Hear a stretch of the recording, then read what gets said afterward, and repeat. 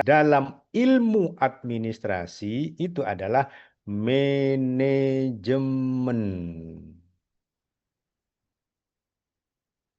Manajemen, to manage. Manajemen itu adalah pengelolaan. Nah, verb-nya kan to manage ya. Kata kerjanya mengelola. Nah, jauh kan? Yang satu berarti pemerintah atau pemerintahan, yang satunya pengelolaan.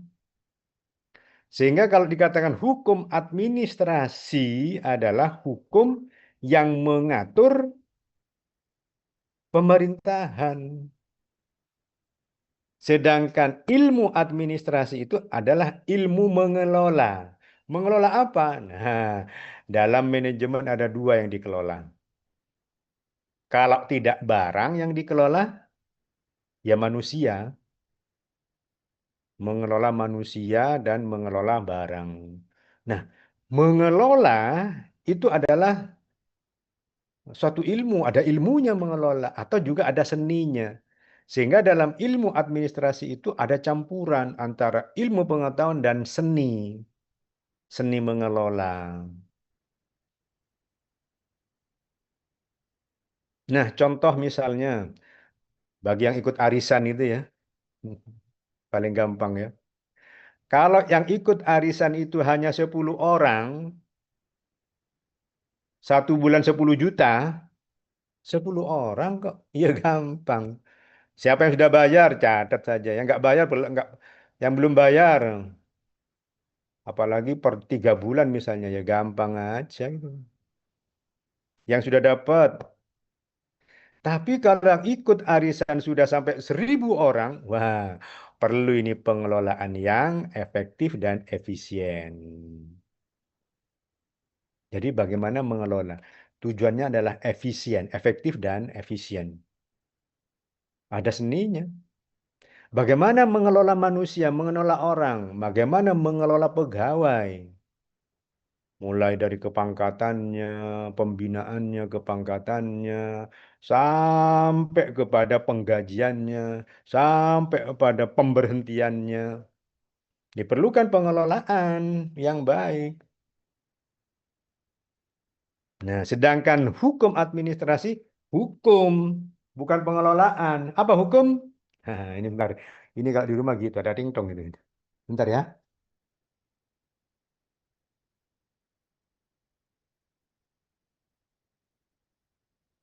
Memaksa.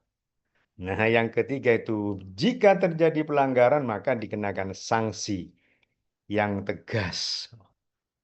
Nah, sekarang rame antara Israel, Amerika, dan Iran, Lebanon. Nah, orang tanya, mana sih hukum internasional itu?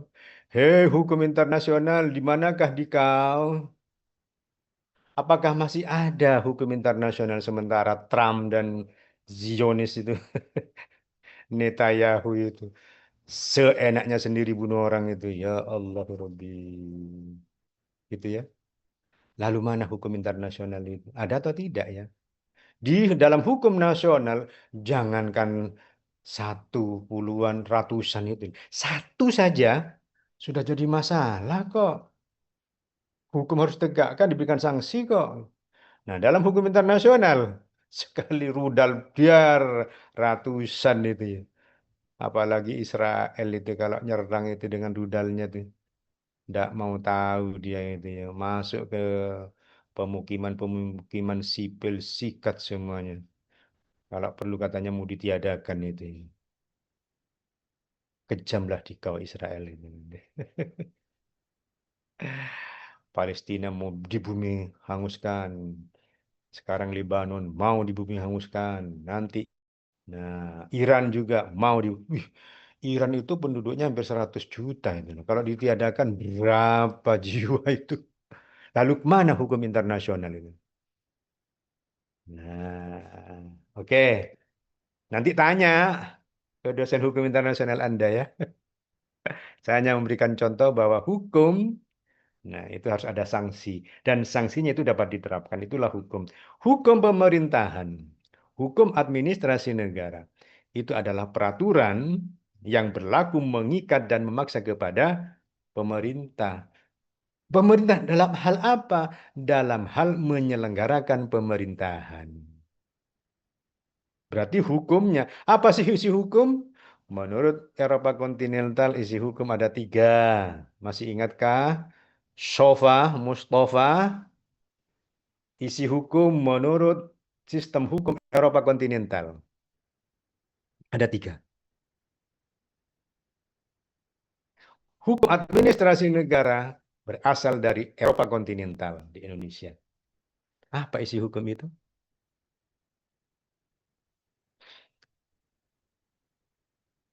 Cut. Mohon, Ya, silakan.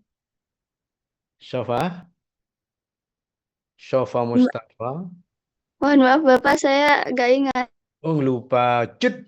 Naurah Aurelia. Cut. Iya, Bapak. Apa isi hukum itu menurut Eropa kontinental? Hukum administrasi negara merupakan hukum dari Eropa kontinental yang kita pelajari ini. Apa isinya itu?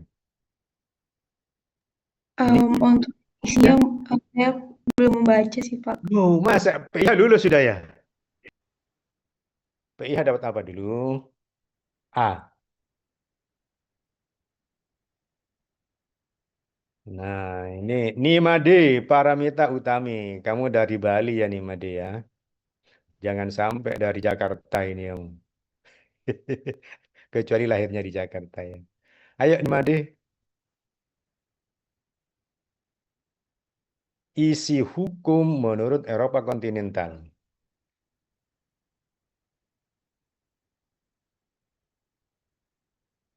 Nimade Paramita Utami.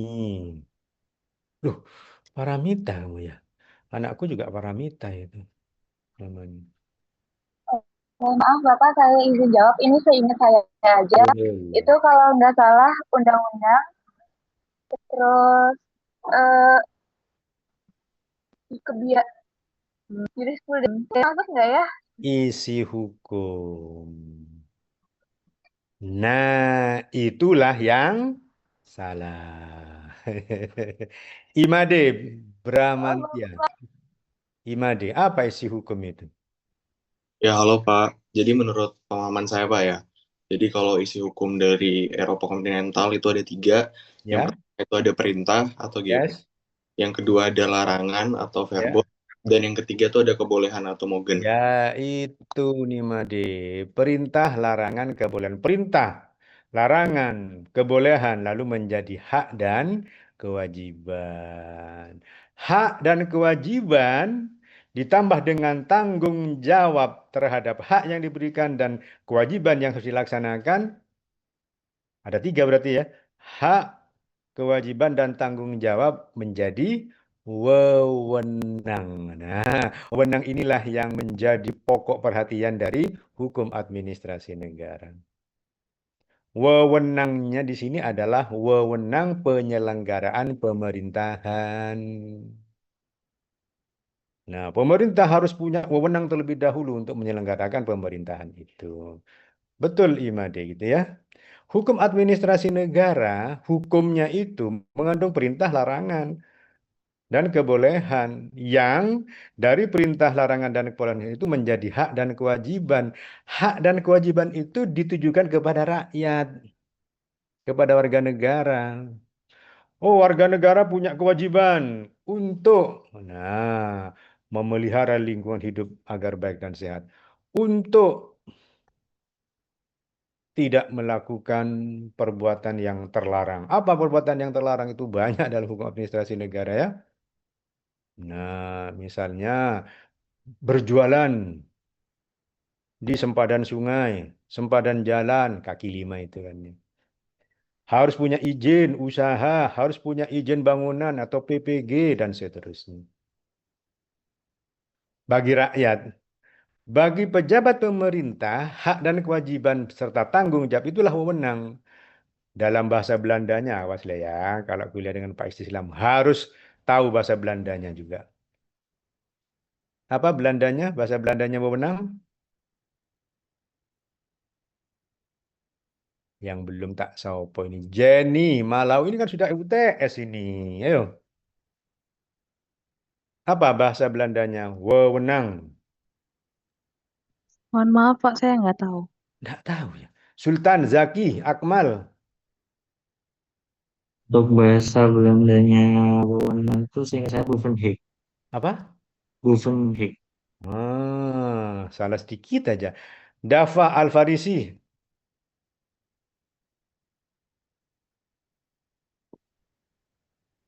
Tidak tahu Bapak. Kurang tahu ya. Kalau nanti ya. Ini kan masih baru pertama kali saya ngisi di UTS. Setelah UTS ya. Wajib tahu itu ya. Bevoegdheid. Bevoegdheid. Dalam bahasa Belandanya. Berwenang. Dalam hukum administrasi, bevoegdheid ditujukan kepada siapa? Ditujukan pada pemerintah. Pemerintah memiliki kewenangan, bevoegdheid. Tidak berwenang, unbevoegdheid. Nah, dalam hukum perdata, kemampuan bertindak, cakap bertindak, bahasa Belandanya apa? Dalam hukum perdata. Itu ditujukan kepada orang, rakyat. Nah, semua subjek hukum, semua manusia adalah subjek hukum. Tapi tidak semua subjek hukum itu cakap bertindak. Tidak semua subjek hukum itu mampu melakukan tindakan hukum. Disebut apa itu? Cakap bertindak. Nah, Sofa ini nampaknya sudah ada suaranya. Apa, Sofa? Sofa Mustafa? Izin jawab Bapak kalau misalnya cakap saja atau cakap hukum? Cakap bertindak, cakap Oh, melakukan tindakan hukum. Bukan cakep, nanti cakep. cak. Itu sepengetahuan saya bekwamheid. Apa? Bekwamheid. Bekwam. Iya. Bekwamheid. Nah, akhirnya kan sulit ya. Bekwam gitu aja. Oh iya Bapak. Tidak cakap, unbekwam. Jadi jangan saya mengatakan pemerintah nggak bekwam. Jangan. Salah alamat itu. Kalau bagi pemerintah, kata pejabat pemerintah, bevoegdheid atau unbevoegdheid. Gitu ya. Nah, hukum administrasi negara adalah hukum, baik tertulis maupun tidak tertulis, yang berlandaskan azas-azas hukum yang mengatur pelaksanaan wewenang penyelenggaraan pemerintahan. Nah, itu hukum administrasi negara. Sekali lagi, menurut Pak Istislam, menurut Pak Istislam ini ya, loh, Pak Istislam itu kok tahu dari mana? Saya mengambil pendapat ini dari sarjana Belanda yang namanya Van Vollenhoven. Saya tak tanya dulu, Mila, mana Mila ini? Iya, Pak. Pernah dengar nama Van Vollenhoven? Pernah, Pak. Pernah. Oppenheim, pernah dengar? Pernah, Pak. Oke. Nah, pasti disampaikan oleh Pak Tri ya. Van Vollenhoven memberikan pengertian terhadap hukum administrasi negara untuk membedakan dengan hukum tata negara. Nah, inilah yang digunakan oleh Pak Istislam. Van Vollenhoven juga belajar pada gurunya namanya Oppenheim. Itu loh yang terkenal dengan ungkapan apa? Hukum tata negara mengatur negara dalam kondisi diam. Sedangkan hukum administrasi negara mengatur negara dalam kondisi bergerak. Itu Oppenheim itu. Apa sih kata diam? Apa sih kata bergerak itu? Lalu diperjelas oleh muridnya ini, Van Vollenhoven. Nah, menurut Van Vollenhoven itu, hukum administrasi negara adalah hukum yang mengatur pelaksanaan wewenang pemerintahan. Pelaksanaan wewenang pejabat pemerintah dalam menyelenggarakan pemerintahan. Nah, saya mengambil dari situ, lebih mudah gitu kan. Jadi hukum administrasi negara menurut Pak Istislam adalah hukum yang mengatur pelaksanaan wewenang pejabat pemerintah dalam menyelenggarakan pemerintah untuk mewujudkan suatu negara. Karena Indonesia adalah negara yang demokratis, maka penyelenggaraan pemerintahan juga dilakukan bersama-sama dengan rakyat, dengan memberikan hak kepada rakyat untuk ikut berperan serta, maka hukum administrasi negara menjadi hukum atau peraturan yang mengatur penyelenggaraan pemerintahan tidak hanya oleh pemerintah, tetapi mengikut sertakan rakyatnya, mengikut sertakan warga masyarakat. Itulah hukum administrasi yang kita pelajari dalam satu semester ini. Sedangkan ilmu administrasi, nah, itu adalah ilmu atau pengetahuan atau seni mengelola.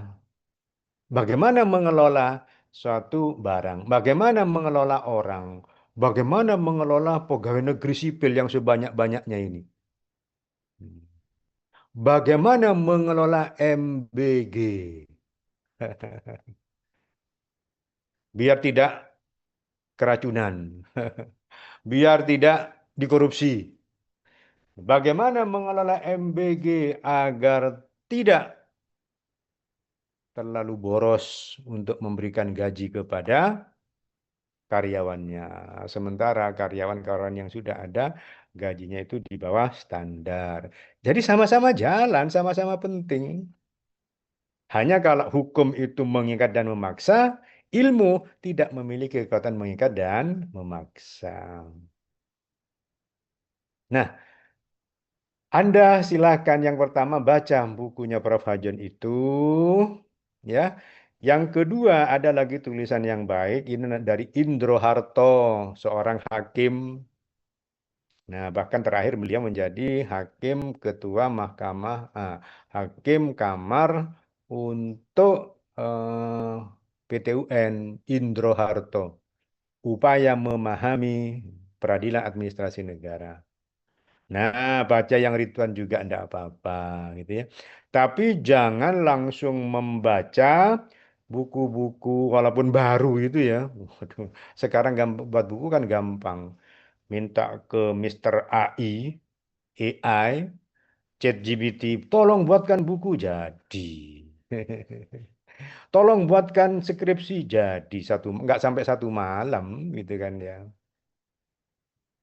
Nah, jadi baca dulu buku itu ya. Nah, karena itu yang menjadi jalan tengah untuk mengembalikan lagi pengertian hukum administrasi yang sebenarnya. Nah, sekarang ada lagi konsorsium teman-teman pengajar hukum administrasi negara juga membuat buku. Ya, silakan baca juga ya. Nah, ini saya masih sedang membuat juga ini nih, tapi dalam proses. Tapi tentang filsafat hukum administrasi negara. Biar ada perbedaan aja gitu kan ya. Nah, kita habis ya waktunya ya. Pak Ketua kelas habis, Mas. Kalau sesuai jadwal belum sih, Pak. Oh, belum ya? Sampai jam berapa? Kalau di jadwal 12.20. Tapi Oh, kalau Pak 12 Istislam jam. Oh, mau selesai juga nggak apa-apa sih, Pak. ya udah, jangan lama-lama, capek nih. Iya, Pak. Saya mulai tadi pagi nih, mulai pagi jam 7 gitu ya. Terus sampai sekarang tak istirahat aja dulu ya. Ada pertanyaan, silakan. Jadi untuk sekarang kita refreshing tentang pengertian hukum administrasi negara. Berbeda dengan ilmu administrasi negara. Anda tidak harus tahu dan paham tentang ilmu administrasi. Oleh karena itu, maka nggak dijadikan prasyarat. Wow, karena beda kita belajar hukumnya. Ayo, belajar hukum itu belajar apanya saja sih yang dipelajari? Ayo, siapa yang belum tak sopo ini, Rek? Sofa sudah. Aura, aura, aura. Belajar hukum itu hanya 3 orang di S1 itu. Tentang apa? Nggak ngerti maksudnya ya. Tak jawab sendiri aja ya. Ya, apa? Tentang apa? Aura. Di S1 itulah. Hanya 3 hal yang dipelajari. Apa ya orang? Tidak tahu, Pak. Oh, tidak tahu ya? Ya, nggak apa-apa. Lebih enak itu ya, daripada ngarang-ngarang dewek ya. Belajar hukum itu di S1 itu hanya belajar tentang norma hukumnya, peraturan hukumnya. Nah, di mana peraturan hukumnya itu? Ayo, ada di mana ya peraturan hukum? Ada di peraturan perundang-undangan, mulai Undang-Undang Dasar 45 sampai ke bawah. Ada di dalam jurisprudensi, dalam putusan hakim. Ada di dalam keputusan tata usaha negara. Sudah dijelaskan tentang keputusan tata usaha negara? Belum. Sudah sampai ke situ? Sudah, Pak, pengantarnya, KTUN. KTN sudah. Di situ ada hukum. Ada di mana lagi? Di peraturan perundang-undangan, ada di perjanjian. Nah, gitu ya. Jadi hanya belajar itu sebetulnya. Kan gampang ya. Nah, setelah itu lalu belajar tentang apa lagi? Belajar tentang azas-azas hukum yang melandasi masing-masing norma hukum itu. Oleh karena itu Anda belajar azas-azasnya.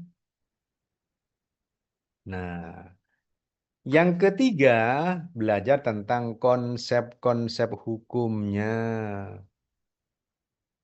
Nah, dalam hukum perdata, dalam hukum administrasi negara misalnya, bestir duang, duang som. Pernah dengar? Agnes pernah dengar bestir duang?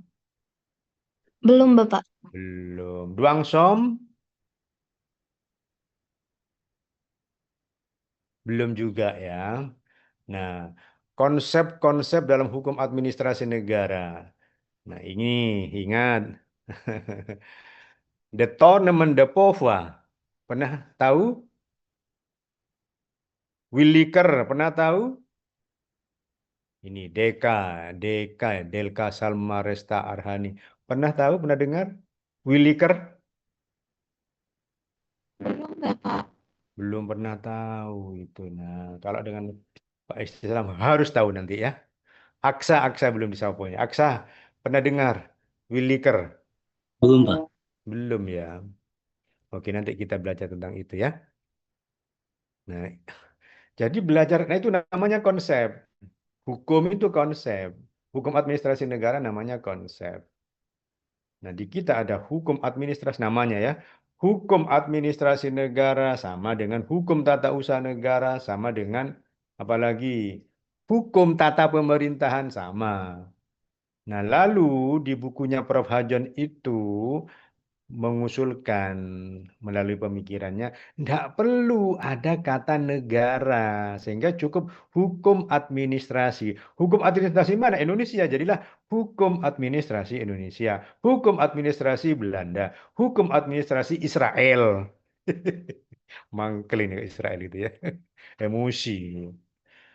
Nah, kenapa? Karena kata negara tidak ada nama itu di dalam nama aslinya. Nama aslinya dari kita ini apa?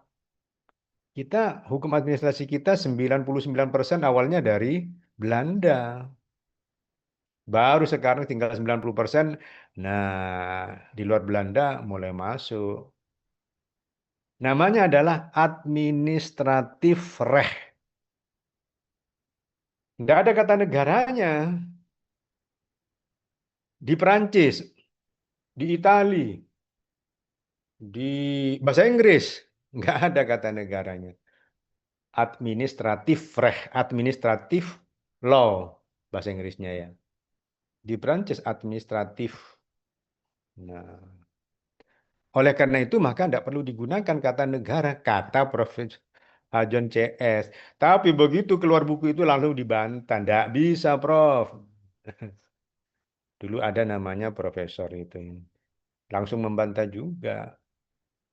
Nggak bisa, Prof. Di Indonesia sudah kadung. Kalau administrasi itu ada administrasi publik, administrasi privat. Berarti ada administrasi negara dan administrasi bisnis. Oleh karena itu perlu ada kata negara ya. Daripada sibuk-sibuk mikirin itu tinggal milih salah satu saja. Nah, Fakultas Hukum Brawijaya tetap pada pendiriannya, tetap menggunakan istilah atau nama hukum administrasi negara.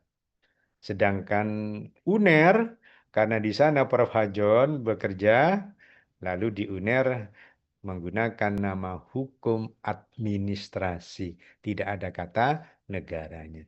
Dan nah, banyak fakultas-fakultas lain di luar UNER atau di universitas-universitas lain yang tinggal membawa itu. Mereka kuliahnya di UNER misalnya itu ya. Lalu pulang-pulang ke negaranya, pulang-pulang ke kampusnya mengganti. Ada yang mengganti, ada yang tidak, gitu kan ya. Itulah ceritanya ya. Yang penting pemahamannya sama, pengertiannya sama bahwa hukum administrasi negara yang kita maksudkan atau hukum administrasi yang kita maksudkan sama, yaitu suatu peraturan, suatu hukum yang mengatur pelaksanaan wewenang penyelenggaraan pemerintahan. Karena Indonesia adalah negara hukum yang demokratis, maka penyelenggaraan pemerintahan itu harus demokratis, juga mengikutsertakan rakyat, mengikutsertakan warga negaranya, sehingga peran serta masyarakat itu juga harus diatur dalam penyelenggaraan pemerintahan. Begitu ya Mbak Diva Rahma.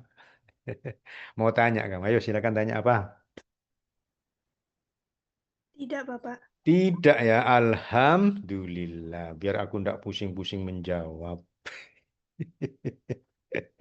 Dan saya fair-fairan aja ya.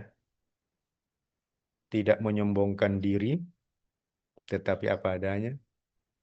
Silahkan Anda tanya hukum administrasi negara atau hukum apa saja pada Pak Istislam. Akan saya jawab. Tapi koma, selama saya bisa menjawab. Kalau tidak bisa menjawab, saya fair-fairan saja. Aduh, nggak bisa jawab. Itu tidak mengurangi, nah, kalau tanda kutip itu ya, kemampuan saya di bidang hukum. Tapi enak kan? Nggak ngarang-ngarang. Nggak membuat Anda sesat pikir. Namanya falasi. Nggak boleh. Jadi guru, jadi dosen itu di depan mahasiswanya, wis jawab, tanya, dijawab, padahal jawabannya salah. Nggak boleh. Banter salah. Gitu. Nggak boleh itu ya. Nah, oleh karena itu, silakan Anda tanya. Akan saya jawab selama saya bisa menjawab. Kalau nggak bisa menjawab hari ini, nah pertemuan berikutnya akan saya jawab. Begitu ya? Setuju? Ada berapa orang yang ikut sekarang? 39. Lengkap ini. 38 ya. Ketua kelas paling kurang 1 atau 2 ya, nggak masuk ya. Ya syukurlah. Iya, Pak. Mudah-mudahan yang kalau sakit mudah-mudahan cepat disembuhkan.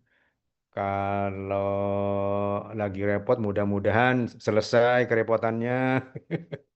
Kalau lagi malas mudah-mudahan malasnya dihilangkan untuk kuliah. Apa? Kasihan orang tua. Kata orang tuanya disuruh sekolah malah jalan-jalan ya. Gitu ya. Nah, ini nasihatnya seorang kakek ini kayak gitu emang. Anda cucuku ini semua ini. Sudah nggak ada pertanyaan lagi? Laura, Kristi, kau naik. Bacanya gimana ini? Laura, Kristi, Kaunaidi, Pak. Kunadi ya? Kaunaidi. Oh, dari mana kamu aslinya, nak? Dari Medan. Oh, udah apa kau Nadi itu? Fam? Paham. Nggak ada pertanyaan. Oh, bukan. Fam itu loh, kau Nadi itu. Paham? Iya, fam. Paham apa? Bukan seperti Medan ya. Ah, apa? Si Hombing. Oh, oh, Marga, enggak. Sebenarnya Marga, bukan. bukan. Sebenarnya nama keluarga, tapi marga keluarganya cuman yang kau doang. Naidinya Apa? ditambah orang tua. Kau doang. Oh, kau itu marga.